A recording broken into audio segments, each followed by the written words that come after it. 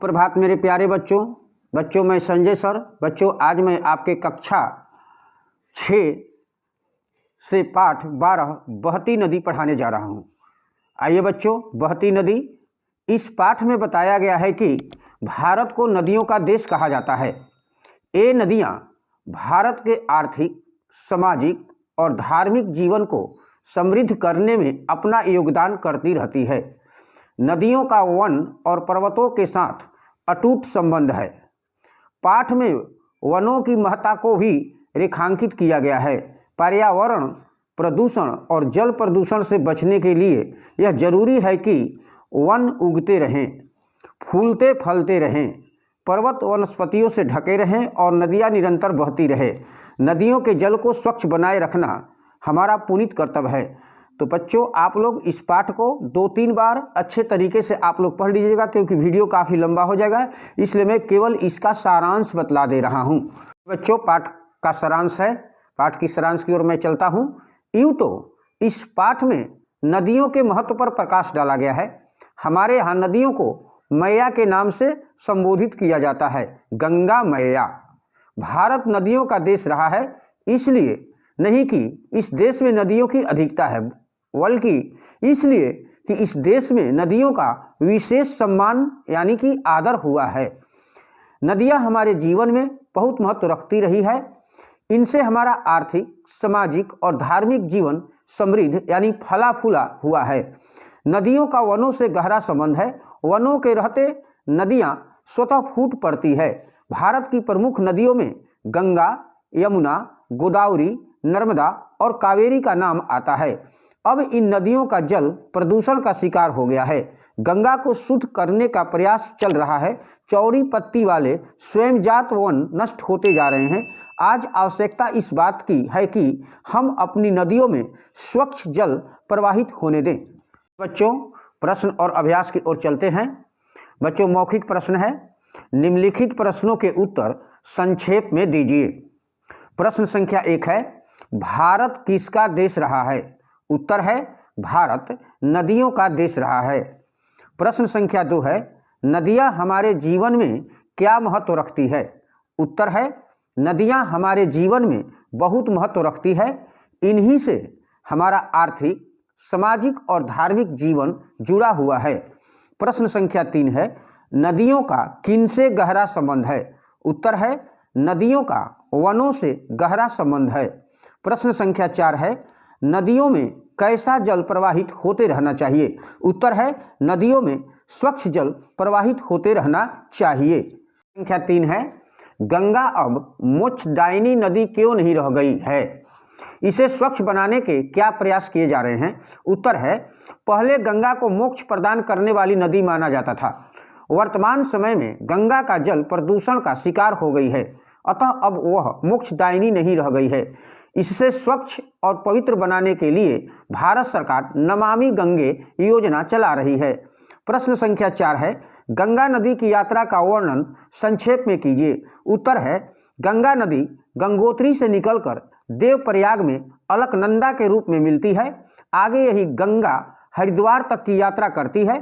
फिर यह तीर्थराज प्रयाग यानी इलाहाबाद में यमुना सरस्वती को अपने में मिलाती हुई काशी, पटना होती हुई गंगा सागर तक पहुंच जाती है।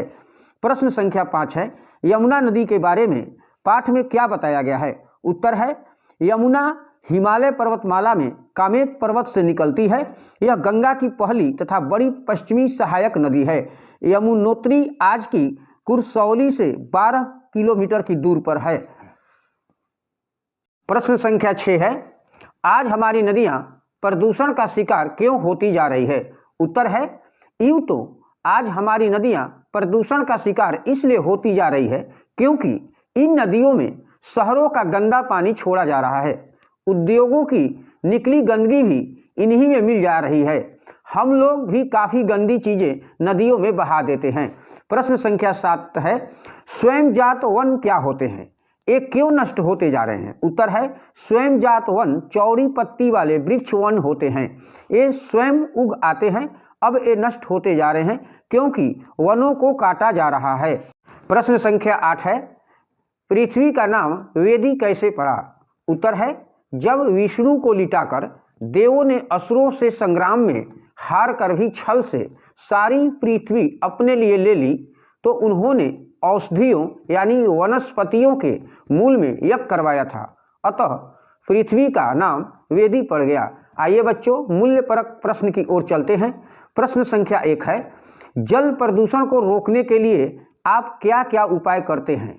उत्तर है, जल प्रदूषण को रोकने के लिए हम लोग जल में किसी भी प्रकार की गंदगी नहीं बहाते, वहाँ मुर्दे को भी नहीं जलाते, वहाँ गंदे कपड़े नहीं धोते।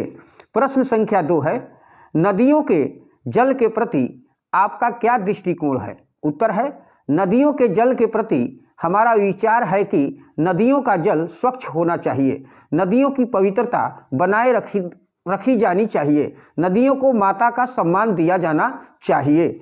उच्च स्तरीय बौद्धिक प्रश्न।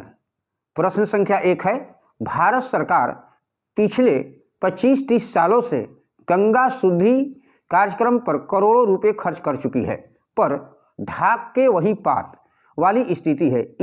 इसे कैसे सफल बनाया जा सकता है? उत्तर है, यूँ तो गंगा शुद्धि कार्यक्रम को सफल बनाने के लिए सरकार के साथ साथ प्रत्येक व्यक्ति को भी अपनी जिम्मेदारी को समझनी होगी। हमें गंगा में कूड़ा करकट नहीं फेंकना चाहिए, कारखानों की गंदगी गंगा में नहीं बहानी चाहिए। अर्थग्रहण संबंधी प्रश्न। निम्नलिखित गद्यांश को पढ़कर पूछे गए प्रश्नों के उत्तर लिखिए। बच्चों, मैं गद्यांश को पढ़ रहा हूँ। जिस प्रकार वनों का वृक्षों से, नदियों का जल से अभिन्न संबंध है, उसी प्रकार नदियों का भी वनों से गहरा संबंध है। वनों के रहते नदियाँ स्वतः फूट पड़ती है, बहती रहती है। वन नहीं रहेंगे तो नदियाँ भी नहीं रहेंगी। नदियों के न रहने पर हमारे जीवन का स्रोत ही सूख जाएगा। अतः हमारे जीवन में वनों और नदियों का बराबर का महत्व है। प्रश्न है पहला, नदियों का वनों से कैसा संबंध है? तो नदियों का वनों से गहरा संबंध है।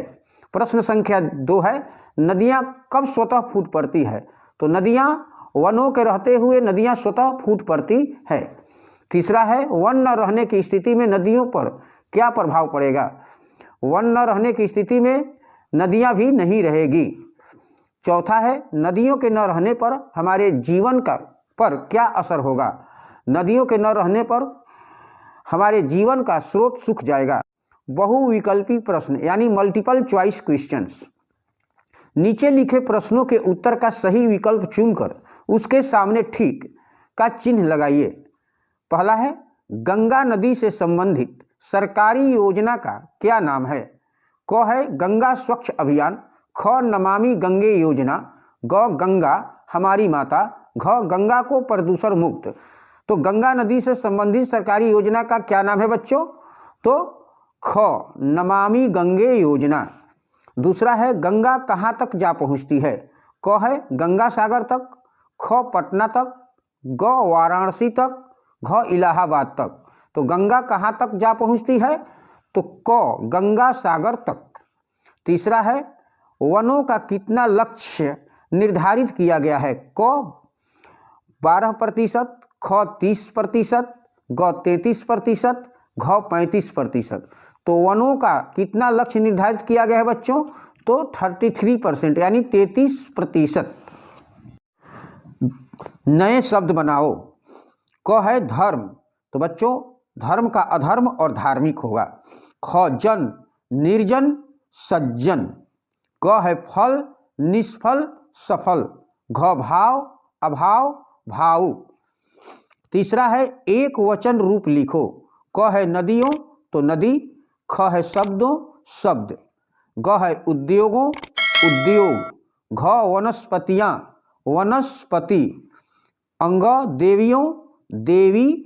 च पर्वतों, पर्वत।